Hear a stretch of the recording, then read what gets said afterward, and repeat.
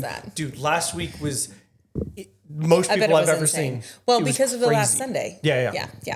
And so what was your last Sunday at Melissa like? Oh my gosh, it was crazy. It was 2 services, both of them packed. We combined the worship service. Yeah. And we did the choir was singing with the band. And nice. I did a couple of modern hymns and stuff. That's so that a really the choir could lovely jump in. transition moment. It was crazy. Yeah. It was fun though. Well, that's good. I mean, that's what those things should be, because you've got a spirit of celebration that then kicks off this season of transition, and it's fine. Yeah. And I don't know, there's a lot of outside things that are kind of assisting this idea of transition, which are really cool that, I don't know, it just all seems to be coming together. Yeah. It's nice. Good. Anyway, awesome. welcome to Sunday Plus.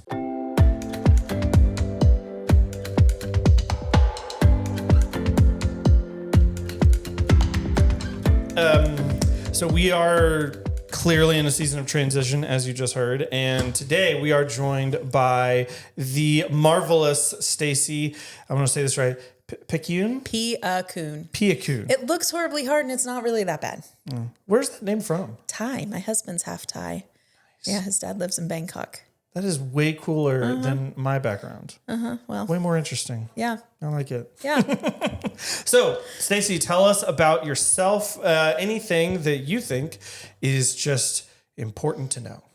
Yeah. So, I'll talk about, I'm in a season of transition too, right? Hey. And so while I did Way to be on brand. Yes, exactly. My functional title is still interim director of multiplication after I've served a year as associate director, and I'm moving into the director role in July. So I myself am walking through another season of transition after doing that from the local church last year as well. Love it. So what would you say if you had to sum up what your role is, your new role? Yep. What do you do to simplify it? Yeah, so the Center for Multiplication moves into the strategic priority of multiply Jesus followers. So we do anything that deals with the way in which people are doing new things and moving into new chapters. So the Great Commission?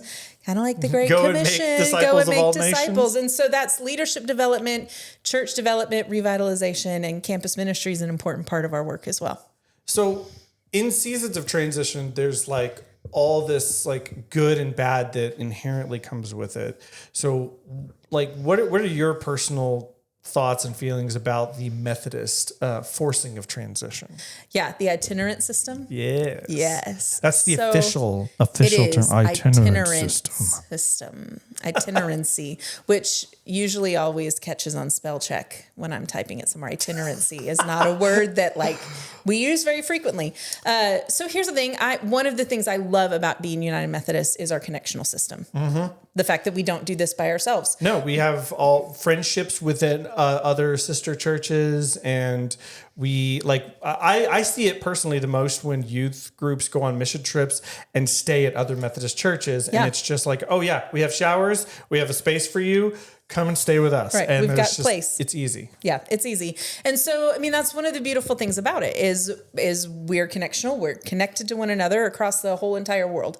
And so this itinerant system actually is an important piece of that. And it's important because it reminds us that the work of the church never rests with the pastor. We're an important piece of that work. I'm not going to diminish that, right? You may or may not have said something about that in your sermon. So if you are watching this without having seen the sermon, which is also on this channel, go watch that first. Pause this.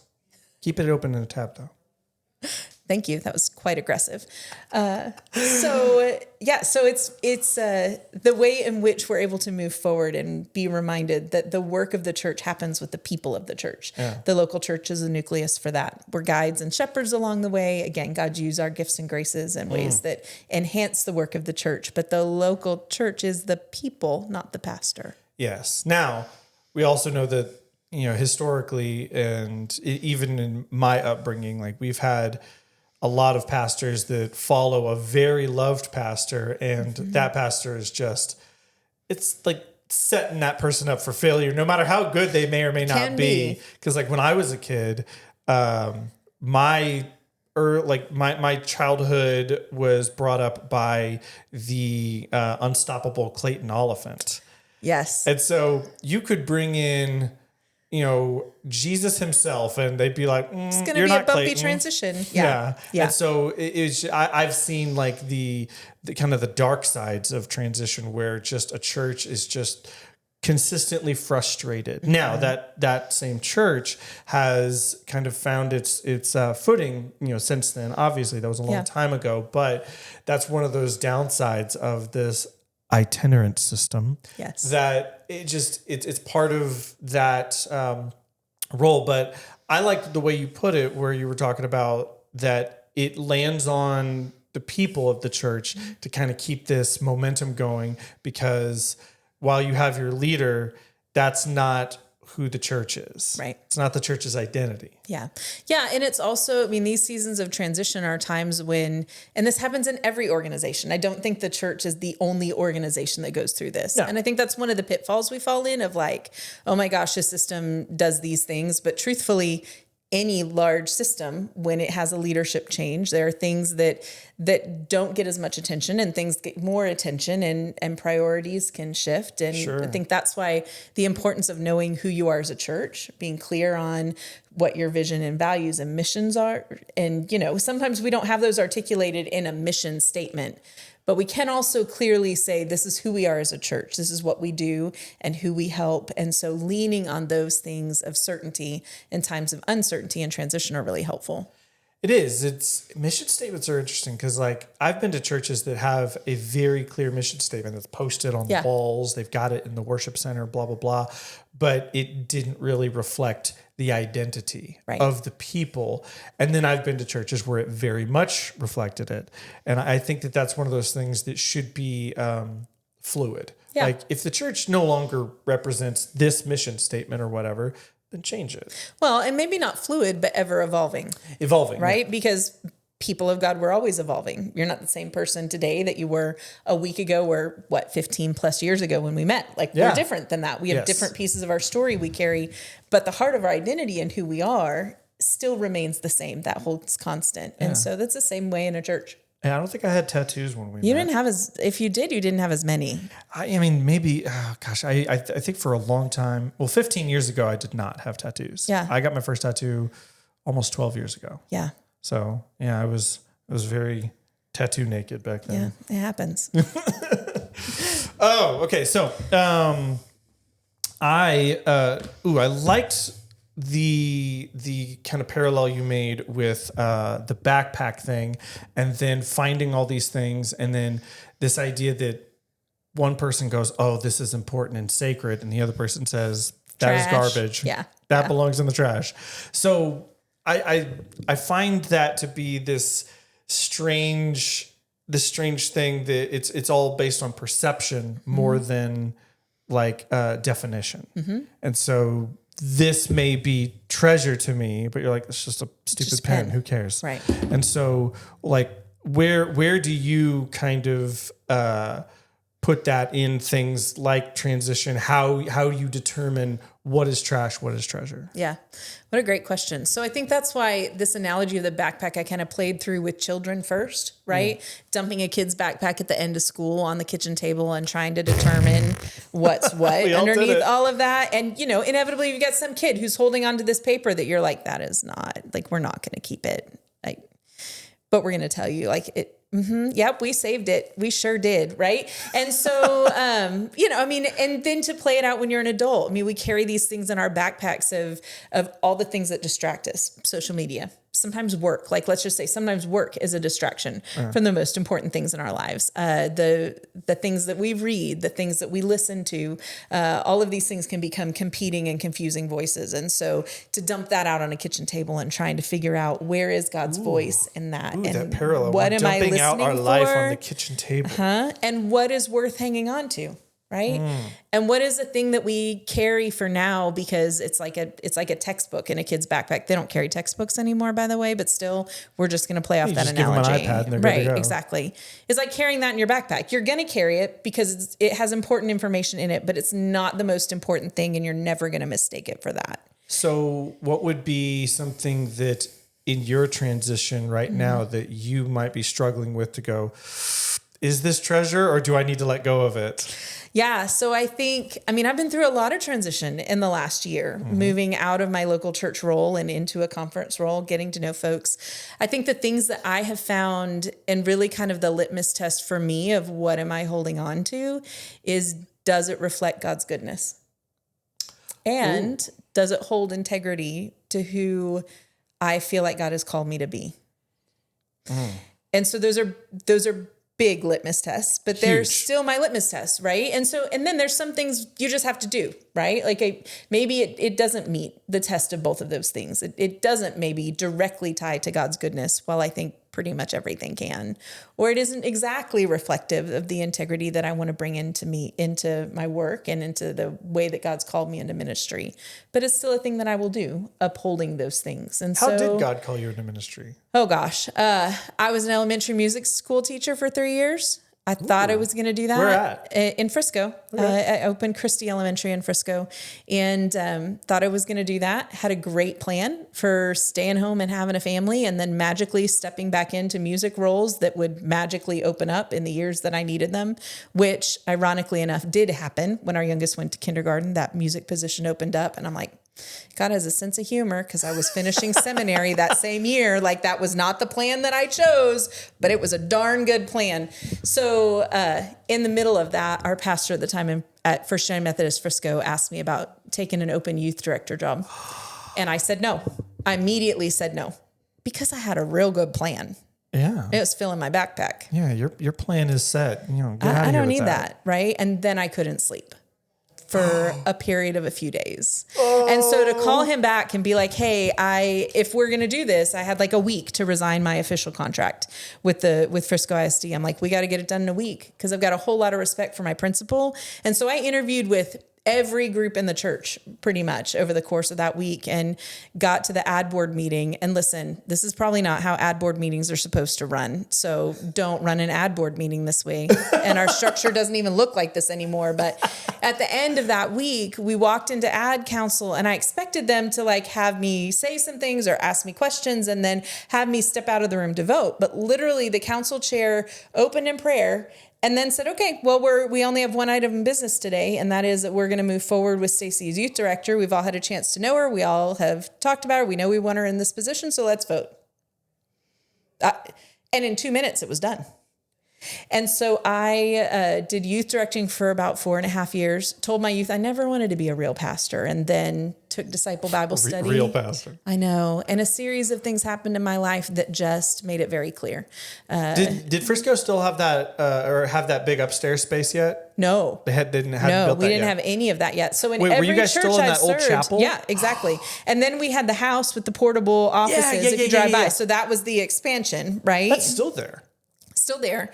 And then the 2-story was where the preschool were, which is where our girls ended up going to preschool. And so, yeah, so like it's consistent in my story that I tell God, no, I'm not gonna do that. And then somehow find myself in a position where, okay, God, I'll follow. I think that's what I learned in those early years. Like, don't trust my own no, and try not to answer no to anything. Who was the lead pastor at Frisco at that point? It was Russell Floyd was there at that point.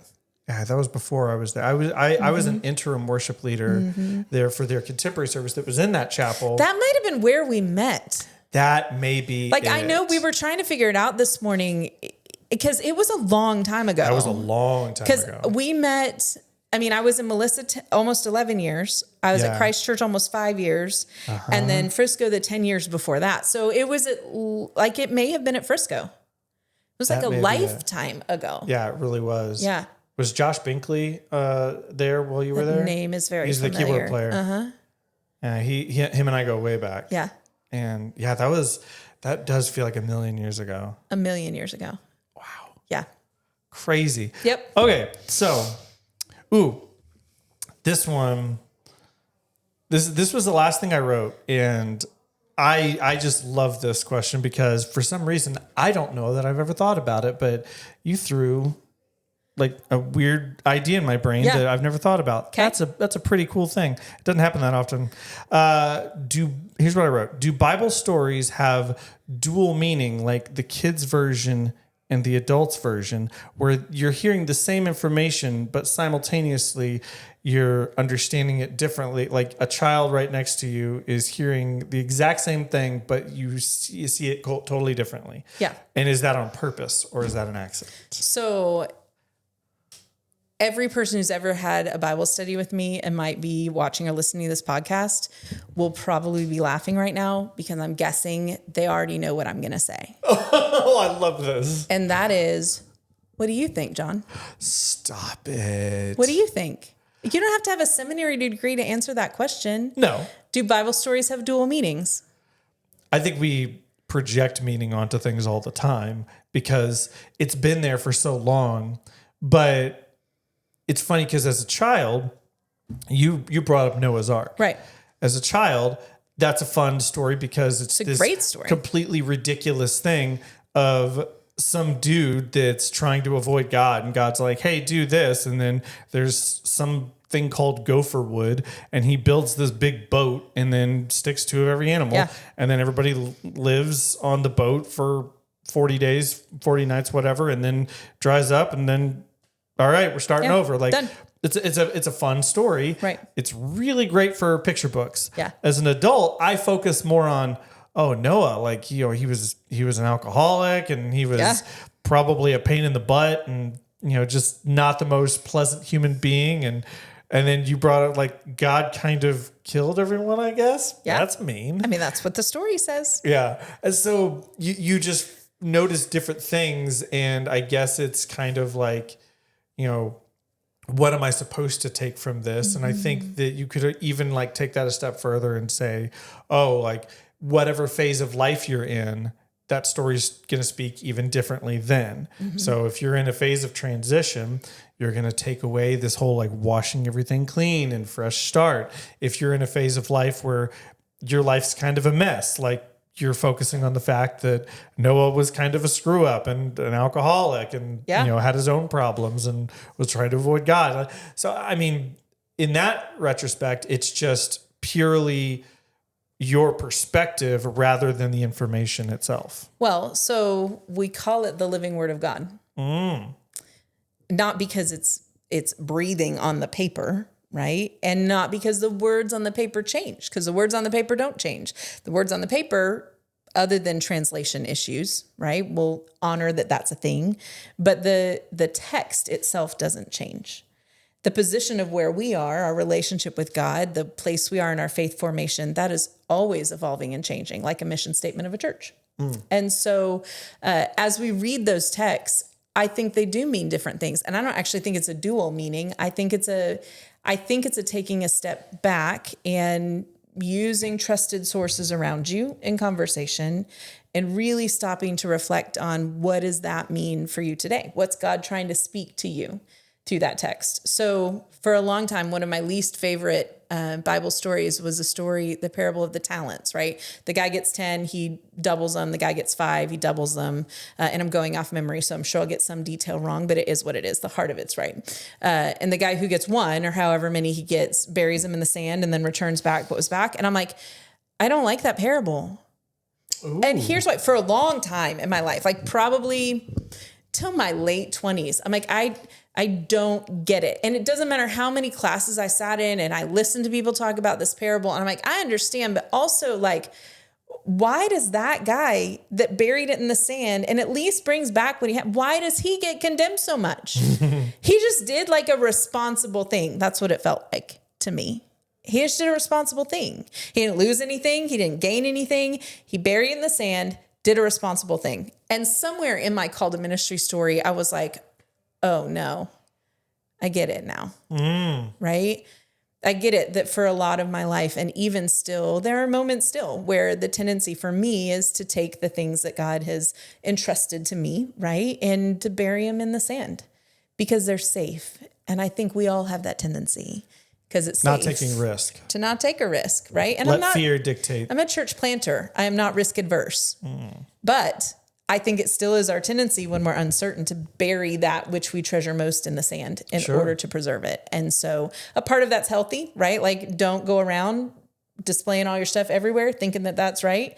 But also that can't be a crutch for not following God into places? I don't know if there's for me, any particular like parables or stories that it's more people and characters. Yeah. That like, so for the last, like, I'll say 10 years of my life, I have really identified so much with Peter because he's such a moron. Yeah.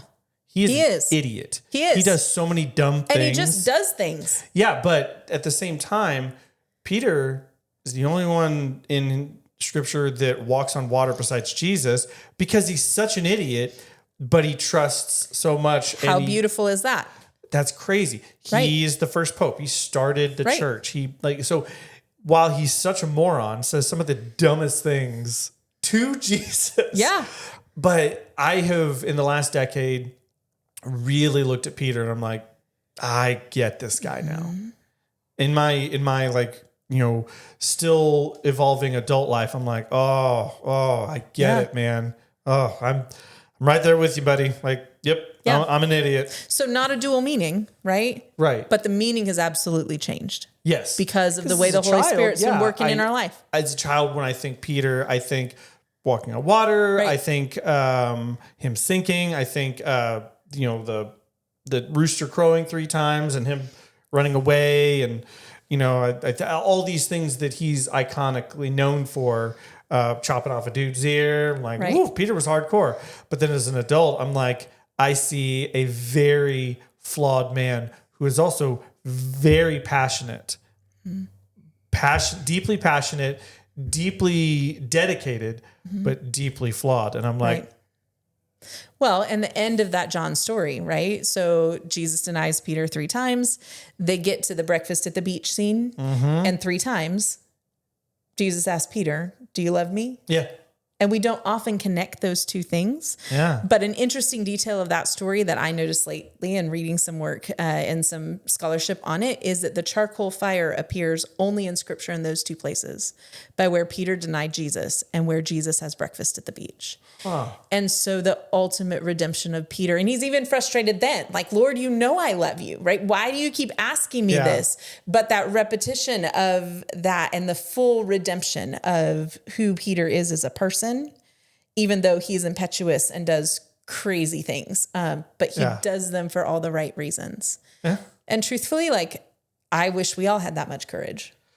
I often look to that kind of reckless abandon that he often gives to his ridiculous decisions. Like, if it's you, tell me to walk out to you. Like, Right. I'm sorry, you said what now? Like, Yeah. You're just going to step out. Like, that's crazy. Yeah. That's crazy. But it's that, like, outside of being a great metaphor for how to, occasionally conduct your life, that is just the motivation behind that kind of behavior is something that I try to ascribe to be, but then he immediately starts to sink after he walks on water for a few steps because he doubts himself and just that's that flawed person.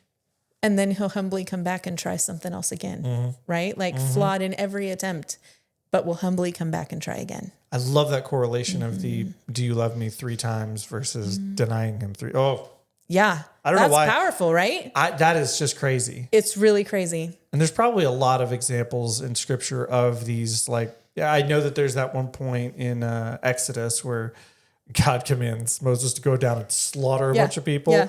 And I think it's a very specific number. It's either 3,000 or 5,000. Yeah. And then in, I guess, Acts, where they all speak in tongues to each other. And then it says 3,000 were saved. 3,000 were saved that day. And I was just like, oh, took out 3,000 that were being idolaters, the golden calf, and then brings Put it back. in 3 more. Oh, let's bring the 3 back. Yeah. Yeah. Stuff like that, like these very specific numbers. Right. I mean, it's on opposite ends of the spectrum or the Bible too. So Right. Sometimes it takes a minute, I guess. It does. Takes a minute and a lifetime of study. We'll never figure it all out. Well, it was so nice to have you here. And like through this transition, I got so excited when I saw you were going to be preaching. Yeah. And so how can the people of Creekwood keep up with you? Yeah. So Facebook, Instagram are great ways. And also anytime you see stuff connected to the Center for Multiplication coming out, Center for Multiplication. tend to be there. So the next thing that we have coming up is in July.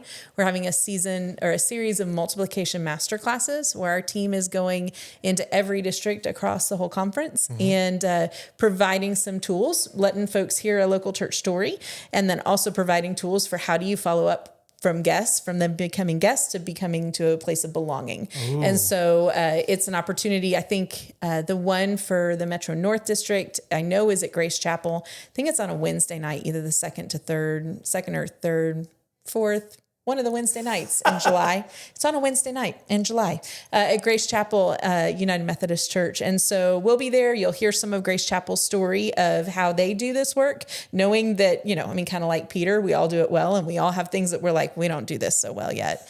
But then some time to, work together as a team, whoever's there, or work with someone who's seated alongside of you to craft that out, what that would look like for Creekwood. So nice. Social medias, any of those conference newsletter things, and anything connected to the Center for Multiplication. Also, you just said you were on a pod Strangely Warmed. Wait, I am on a pod Strangely Warmed. Daniel Hawkins, also a good friend, and not a competing podcast. Pod Strangely Warmed is the conference podcast. So if you haven't checked that out, check that out. They have a lot more guests where this is more Creekwood centric. But although we're pretty guest heavy for the next month. Yeah. And we'll have a series that runs alongside of the master classes that deals with some of the same content and brings in some of those pastors. So you'll have a couple chances to hear from me in July. Fantastic. So check out a pod Strangely Warmed. Check out all those things that she's just said. And if you want to know more about things and how we could possibly use some of these tools that you teach to apply them here, check out all those resources. Yeah. Thank you so much. Thanks, John. It's good to be with you today. Well, thanks for hanging out with us. We'll catch you next one. Peace.